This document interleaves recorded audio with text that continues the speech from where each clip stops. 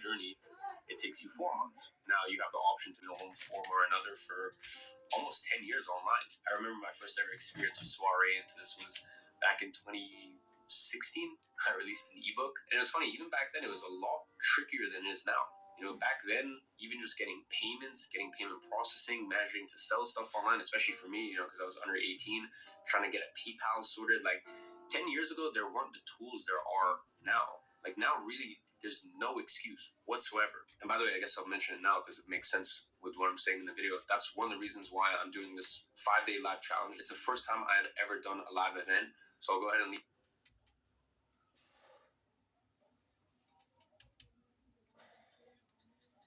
a link in the description. It's going to be a 5-day live challenge. I'm just going to share everything I've learned over almost 10 years now selling digital products and how it completely transformed my life and how I'm more bullish on it now than I've ever been. And I guess you could definitely say I'm putting my money where my mouth is with the sheer make money online space is, yeah, you could try to like turbocharge it, but for a lot of people, that's actually going to end up being a worse experience for them. For a lot of people, maybe they shouldn't become a crazy psychopath and try to become a multimillionaire in a year. For most people, just replacing their income, having some side hustle money, some extra money in their pocket. Like for most people, that's life changing. Like it kind of annoys me sometimes when people belittle that step of the journey, because that for me, that was the most incredible part of my journey. I've done these trips to certain cities at different milestones, along my career. I can tell you, as big as this trip is for me right now, with how earth shattering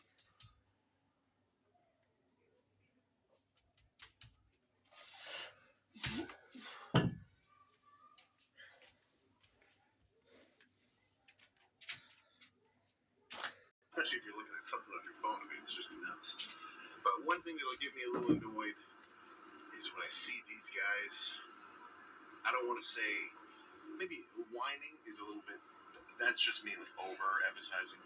But I mean, just like complaining, right? I mean, let's say somebody's got a weak spot. Let's say somebody's got, maybe their triceps are lagging, maybe their lats are lagging.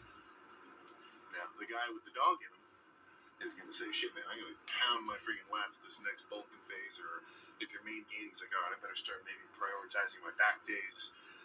You look at it as like an opportunity for you to improve your training or just improve your locked inness to get the results that you want, right? Whereas the complainer, or I guess we could say, in contrary to the guy with the dog, the whiner, I just my lat insertions, they're just too low. My lats. Last chest day.